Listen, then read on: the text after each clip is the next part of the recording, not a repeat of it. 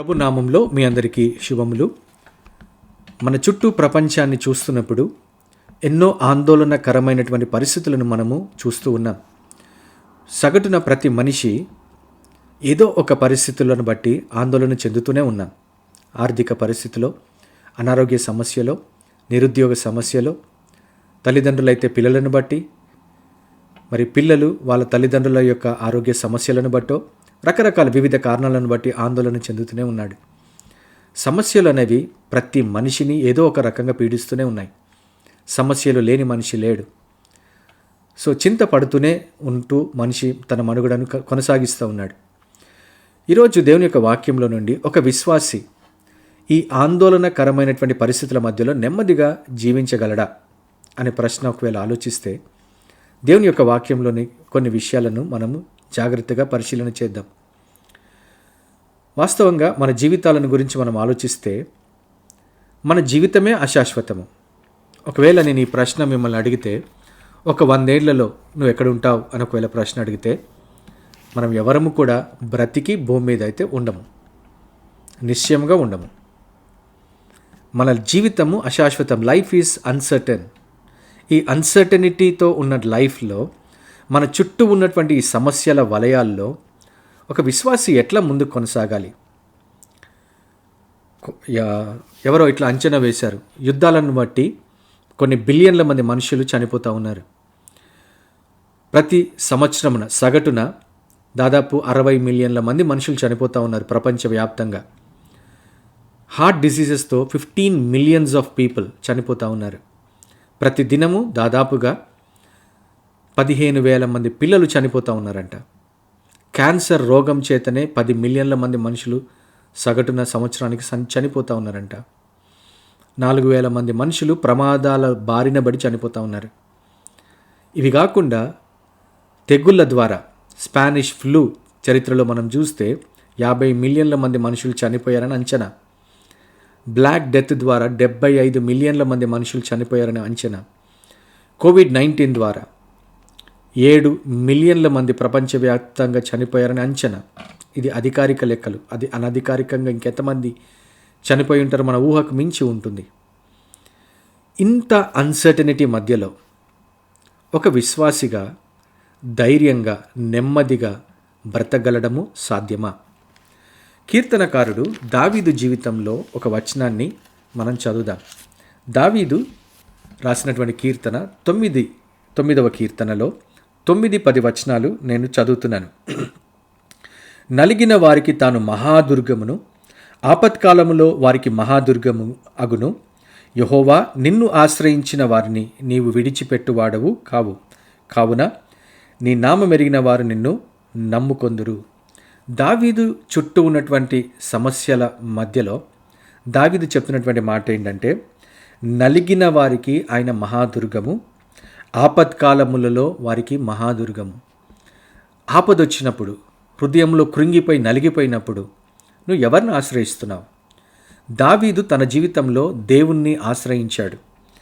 ఆయన చెప్తున్నటువంటి మాట ఏంటంటే, దేవుణ్ణి ఎవరైతే ఆశ్రయిస్తారో వారిని దేవుడు ఎప్పుడు విడిచిపెట్టాడంట. కాబట్టి ఈ సమస్యల వలయాల్లో చిక్కుకున్నప్పుడు నువ్వు ఎవరిని నమ్ముతున్నావు, ఎవరిని ఆశ్రయిస్తున్నావు అనేది చాలా చాలా ప్రాముఖ్యమైనటువంటి విషయం.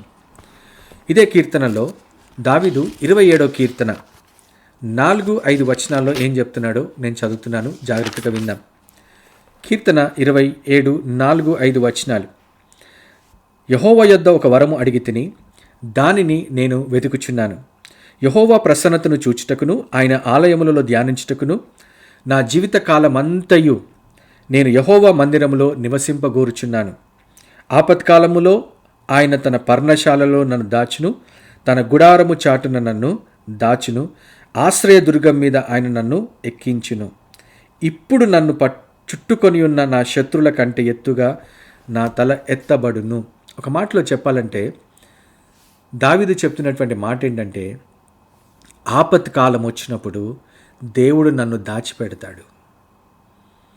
కాబట్టి నేను ఆయన ఆలయంలో నిత్యము నివసించాలని కోరుతున్నాను అని చెప్తా ఉన్నాడు.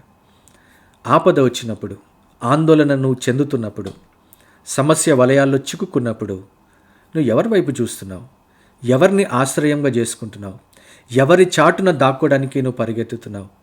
ఎవరిని బలముగా నువ్వు చేసుకోగలుగుతున్నావు అనేది చాలా ప్రాముఖ్యమైనటువంటి ప్రశ్న. కీర్తన 32లో దావీదు చెప్తున్నటువంటి ఇంకొక మాట 6-7 వచనాలు చదువుతున్నాను. కావున నీ దర్శన కాలమందు భక్తి గల వారందరూ నిన్ను ప్రార్థన చేయుదురు. విస్తార జల ప్రవాహములు పొరలి వచ్చినను నిశ్చయముగా అవి వారి మీదికి రావు. నా దాగు చోటవు నీవే, శ్రమలలో నుండి నీవు నన్ను రక్షించెదవు, విమోచన గానములతో నీవు నన్ను ఆవరించెదవు. సో దావీదు చెప్తున్నటువంటి మాట, విస్తారమైన జల ప్రవాహములుగా అవి పొరలి వచ్చినా కూడా అవి ఏమి కూడా వారి మీదకి రావు అని చెప్తున్నాడు. ఎందుకో తెలుసా? ఎందుకంటే దావీదు దేవునితో చెప్తున్నాడు, నువ్వు నా దాగు చోటవు, నేను దాక్కోగలిగినటువంటి స్థలము, నేను ఆశ్రయించగలిగినటువంటి స్థలము, నేను బలం పొందుకోగలిగినటువంటి స్థలము ఏదైనా ఉందంటే అది దేవుడు మాత్రమే. ఎందుకంటే దేవుడు ఇక్కడ 7వ వచనంలో చెప్తున్నాడు, శ్రమలలో నుండి నీవు నన్ను రక్షిస్తావు. నిజంగా శ్రమలు ఉండవా? ఉన్నాయి. శ్రమలు ఉన్నాయి. సమస్యలు లేవా? ఉన్నాయి. ఆందోళన లేదా? ఉంది. వీటన్నిటిలో నిన్ను రక్షించగలిగింది, నిన్ను విమోచించగలిగింది, విడిపించగలిగింది, ఆ శ్రమల మధ్యలో నీకు ఆనందాన్ని నింపగలిగింది ఏంటో తెలుసా?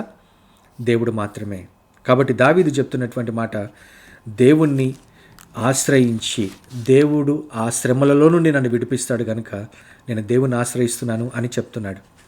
అదేవిధిగా 34వ కీర్తనలో కూడా ఈ మాటలు చెప్తున్నాడు. 4 నుండి 10 వచనాలు చూస్తే దావీదు అంటున్నటువంటి మాట ఏంటంటే, నేను యెహోవా యొద్ద విచారణ చేయగా ఆయన నాకు ఉత్తరం ఇచ్చెను, నాకు కలిగిన భయములన్నిటిలో నుండి ఆయన నన్ను తప్పించెను. సో ఇక్కడ దావీదు చెప్తున్నటువంటి మాట ఏంటంటే, ఆ శ్రమలు వచ్చినప్పుడు దేవునికి మొరపెట్టాడంట. అని ఒక కాన్ఫిడెంట్గా ఒక మాట చెప్తున్నాడు ఏంటంటే, నేను మొరపెట్టినప్పుడు, విచారణ చేసినప్పుడు దేవుడు నాకు ఉత్తరం ఇచ్చాడు. దేవుడు ప్రార్థన విని మనకు జవాబిచ్చేటువంటి దేవుడు. సో ప్రార్థనకు జవాబిచ్చి ఇక్కడ చెప్తున్న మాట ఏంటంటే, నాకు కలిగిన భయములన్నిటిలో ఎన్ని భయాలైతే నాకు కలిగి ఉన్నాయో ఆ భయాలన్నిటిలో నుండి దేవుడు నన్ను తప్పించాడు. వారు ఆయన తట్టు చూడగా వారికి వెలుగు కలిగెను, వారి ముఖములెన్నడూను లజ్జింపకపోవును. ఈ దీనుడు మొరపెట్టగా యెహోవా ఆలకించెను, అతని శ్రమలన్నిటిలో నుండి అతనిని రక్షించెను. ఎన్ని శ్రమలు వచ్చాయో, ఎన్ని భయాలు, ఎన్ని చింతలు ఆయన కలిగినాయో వాటన్నిటి నుండి దేవుడు తప్పించాడు. ఎప్పుడైతే దావీదు దేవుని దగ్గర విచారణ చేసి దేవునికి మొరపెట్టాడు, ప్రభువా ఇది నా సమస్య, ఇది నా శ్రమ, నన్ను ఆందోళన పెడుతుంది, నాకు భయం అవుతా ఉన్నది అని ఎప్పుడైతే దేవుణ్ణి ఆశ్రయించాడో, దేవుని దగ్గర ప్రార్థన చేశాడో, దేవుని మీద ఆనుకున్నాడో, దేవుని నుండి ఆయన జవాబు పొందుకున్నాడు. ఆ జవాబు ఏంటంటే ఆ భయాలన్నిటిలో నుండి తప్పించాడు, ఆ శ్రమలన్నిటిలో నుండి తప్పించాడు. 17వ వచనం నుండి కూడా అదే 34వ కీర్తనలో నేను చదువుతున్నాను.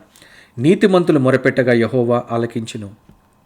నువ్వు మొరపెడితే దేవుడు నీ ప్రార్థన వింటాడు. నీతిమంతుల మొరలు ఆయన ఆలకిస్తాడని బైబిల్లో మనం చదువుతున్నాం. వారి శ్రమలన్నిటిలో నుండి, ఎన్ని శ్రమలైతే ఉన్నాయో వాటన్నిటిలో నుండి వారిని విడిపించును. విరిగిన హృదయము గల వారికి యెహోవా ఆసనుడు, నలిగిన మనస్సు గల వారిని ఆయన రక్షించును. నువ్వు విరిగిపోయి ఉన్నావా? నలిగిపోయి ఉన్నావా? కృంగిపోయి ఉన్నావా? భయముతో ఉన్నావా? చింతతో ఉన్నావా? కృంగిపోయి ఉన్నావా? అట్లాంటి వారికి దేవుడు సమీపంగా ఉన్నాడు. నీతిమంతులకు కలుగు ఆపదలు అనేకములు, చాలా అనేకమైనటువంటి ఆపదలు కలుగుతాయంట. కానీ అన్నిటిలో అంటే ఎన్ని ఆపదలు వచ్చాయో వాటన్నిటిలో దేవుడు వారిని విడిపిస్తాడు. చాలా జాగ్రత్తగా వినండి. దేవుడు మనల్ని విడిపించగలడు. దేవుడు మనకు ఆశ్రయమై ఉన్నాడు. నువ్వు దేవుని ఆశ్రయంగా చేసుకొని దేవుని మీద ఆధారపడినప్పుడు దేవుడు చేసే కార్యాలు ఇట్లా ఉంటాయి. కీర్తనలు 50వ కీర్తన 50వ కీర్తనలో 15వ వచనంలో చెప్పబడినటువంటి మాటను నేను చదువుతున్నాను.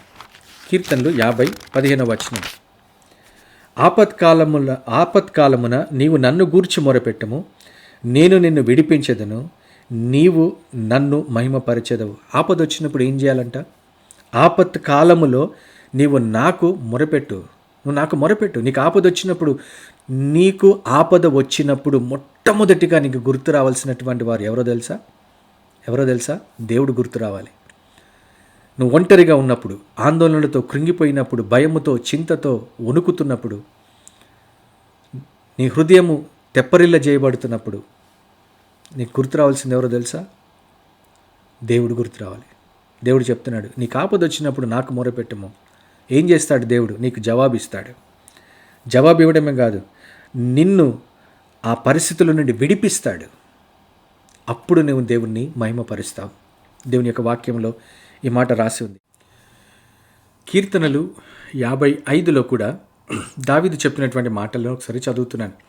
4వ వచనం నుండి, నా గుండె నాలో వేదన పడుచున్నది, మరణ భయం నాలో పుట్టుచున్నది, దిగులు వణుకును నాకు కలుగుచున్నవి, మహాభయము చేత నన్ను ముంచివేశను. ఆహా, గువ్వవలే నాకు రెక్కలున్న ఎడల నేను ఎగిరిపోయి నెమ్మదిగా ఉందునే. త్వరపడి దూరముగా పారిపోయి పెనుగాలిని సుడిగాలిని తప్పించుకొని అరణ్యంలో నివసించి ఉందనే అనుకొంటిని.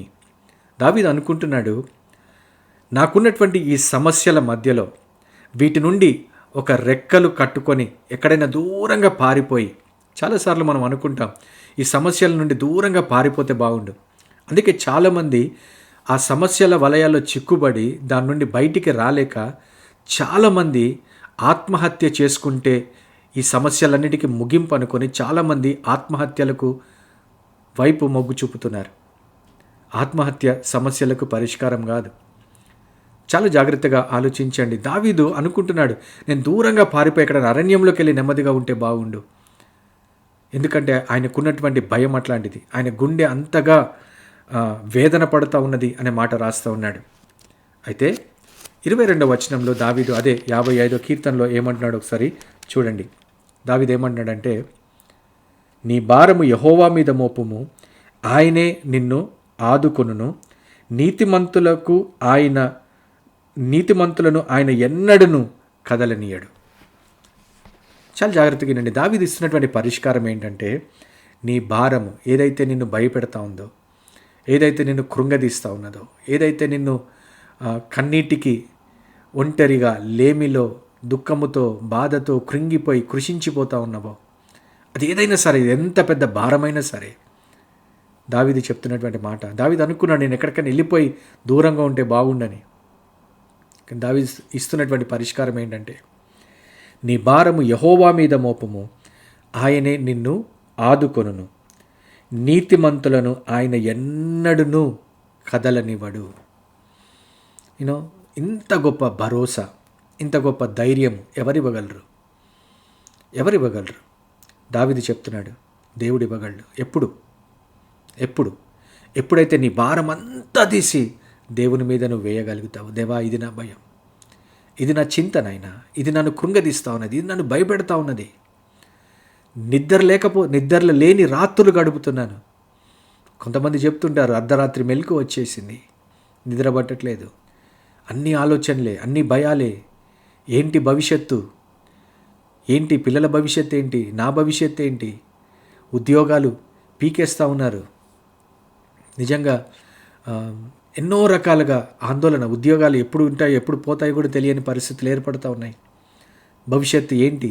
ఆందోళన, నిద్ర లేదు చాలామందికి. దావీదు అంటున్నాడు, నీ భారం యెహోవా మీద మోపము, నీతిమంతులను ఆయన ఎన్నడూ కూడా కదలనివ్వడు. చూడండి, ఆయన ఏమంటాడు, దేవా, నాశన కూపంలో నీవు వారిని పడవేయుదువు, రక్తపరాధములను వంచకులను సగము కాలమైన బ్రతకరు. నేనైతే నీ యందు నమ్మిక ఉంచున్నాను. నేను నిన్ను నమ్మాను ప్రభువా, నిన్ను నమ్మాను. ప్రియ సహోదరి, ఆపదలుంటాయి, నెమ్మది లేని పరిస్థితులుంటాయి, నిద్రలేని రాత్రులుంటాయి. ఇవేవి లేదు నేను ధైర్యంగానే ఉంటానని మనం చెప్పడానికి వీల్లేదు. మనం అందరము ఈ పరిస్థితుల గుండా వెళ్తాము. కానీ మనలను ఆ పరిస్థితుల మధ్యలో ధైర్యంగా, నెమ్మదిగా, కదలకుండా ఉంచగలిగింది ఏంటో తెలుసా? దేవుడిని ఆశ్రయించినటువంటి వ్యక్తుల జీవితాల్లో మాత్రమే ఆ రకంగా ఉంటుంది. ఈరోజు మన ముందున్నటువంటి ప్రశ్న ఏంటంటే, ఆందోళనలు నిజమే, సమస్యలు నిజమే, కృంగుదల, భయాలు, చింతలు అన్నీ నిజాలే. కానీ వీటన్నిటిలో నిన్ను భయపెడుతున్న ఈ పరిస్థితులలో నువ్వు దేవుణ్ణి ఆశ్రయిస్తున్నావా? దేవుని మీద ఆధారపడుతున్నావా? మొట్టమొదటిగా దేవుని వైపు చూసి, దేవా, నేను దాక్కొనగలిగిన స్థలము నీవే, నన్ను దాచగలిగింది నీవు ఒక్కడివే, వీటన్నిటిలో నుండి నన్ను విడిపించగలిగింది నీవు ఒక్కడివే. నీతిమంతులు కలిగిన ఆపదలు అనేకములు, కానీ వాటన్నిటిలో నుండి, ఆ శ్రమలన్నిటిలో నుండి, ఆ భయాలన్నిటిలో నుండి, ఆ చింతలన్నిటిలో నుండి దేవుడు విడిపిస్తాడనే నమ్మకము మనకున్నప్పుడు, మనం దేవుని ఆశ్రయముగా చేసుకున్నప్పుడు, అందుకే దేవుని వాక్యంలో ఫిలిప్పీలకు రాసిన పత్రికలో మనం చూస్తాం, దేని గురించి చింతపడకండి, దేని గురించి చింతపడకండి, మీ చింత యావత్తు కృతజ్ఞతాపూర్వకంగా దేవునికి తెలియజేయండి. అప్పుడు సమస్త జ్ఞానమునకు మించిన దేవుని సమాధానం, ఏ జ్ఞానానికి అందదది. అరే, ఇంత సమస్యల మధ్యలో ఒక వ్యక్తి నెమ్మదిగా ఎట్లా ఉండగలడు? ఈయనకి ఇన్ని సమస్యలను ఎట్లా నెమ్మదిగా బ్రతకగలడు? సమస్త జ్ఞానమునకు మించిన దేవుని సమాధానం మన హృదయాలకి, మన తలంపులకు అది కావలిగా ఉంటుంది. ప్రియ సహోదరి, సహోదరి, ఆందోళనలు ఉన్నాయి, వీటి మధ్యలో నెమ్మదిచ్చే దేవుడు కూడా ఉన్నాడు. ప్రతిరోజు నీకు నిద్ర పట్టినప్పుడు లేచి మోకరించు, కన్నీరు కార్చు, దేవుని దగ్గర ప్రార్థన చేయి, ప్రభువా, ఇది నా సమస్య నాయనా, నువ్వు నాకు సహాయం చేయి. దేవుడు ఎప్పుడు కూడా మన ముఖములను లజ్జింపవు అని చెప్తున్నాడు. మనల్ని ఎప్పుడు సిగ్గుపడనివ్వడు. ఆయన మనకు నెమ్మది ఇస్తాడు, ధైర్యం ఇస్తాడు, పరిస్థితులను ఎదుర్కొనే కృపిస్తాడు. కొన్నిసార్లు పౌలు జీవితంలో ముళ్ళు దేవుడు తీయలేదు, ముళ్ళు ఉంచాడు, కానీ ఆ ముళ్ళుని భరించే కృప కూడా, నా కృప నీకు చాలు అని చెప్పాడు. సమస్యలు ఉంటాయి, కొన్నిసార్లు సమస్యలు దేవుడు తీయొచ్చు, లేకపోతే ఆ సమస్యలను భరించే కృప ఇవ్వగలడు. కొరింథీ పత్రికలో దేవుని వాక్యం చెప్తుంది, మనం ఎంత భరించగలమో అంత శ్రమనే దేవుడు రాణిస్తాడు. అంతేకాదు, దాని నుండి తప్పించుకునే మార్గం కూడా దేవుడు ఏర్పరుస్తాడంట. We have such great God, we have such great God. What an assurance, what a blessed hope we have in God. Let us trust God. దేవుణ్ణి నమ్ముదాం, దేవుణ్ణి ఆధారంగా చేసుకొని, దేవుని ఆశ్రయముగా చేసుకొని మన జీవితాల్లో మనం బ్రతుకుదాం. మత్తయి సువార్త 6వ అధ్యాయంలో యేసుప్రభు చెప్పిన మాట ఇదే, దేవుని ఎరగని అన్యజనులు చింతపడతారంట, ఏం తినాలా, ఏం తాగాలా, ఏం ధరించాలని. దేవుని ఎరిగినటువంటి మనము, మన పరలోకపు తండ్రికి మనకి ఇవన్నీ కావాలని ముందే ఆయనకు తెలుసంట. Why should we fear? ఎందుకు భయపడాలా? చింతపడకండి అని చెప్పాడు అక్కడ. చింతపడకండి, don't worry, bury the worry. మనం దేవుని మీద ఆధారపడుతూ, దేవుని చింతపడడం ద్వారా ఒక మూరెడు ఎక్కువగా మన ఎత్తును మనం చేసుకోలేం. చింతపడడం ద్వారా, స్ట్రెస్ ద్వారా రోగాలు, భయాలు ఎక్కువ అవుతాయి, కానీ దాని ద్వారా మనకి విడుదల కలగదు. దాని బదులు ఆ చింత తీసుకెళ్ళి మన గురించి చింతపడుతున్న దేవుని మీద ఆ చింత వేసి నెమ్మదిగా దేవుణ్ణి నమ్మి, దేవుడు విడుదలిస్తాడని నమ్మి దేవుని మీద ఆధారపడుతూ మనం ముందుకెళ్దాం. దేవుడు ఈ కొద్ది మాటలను దీవించును గాక. ఆమేన్.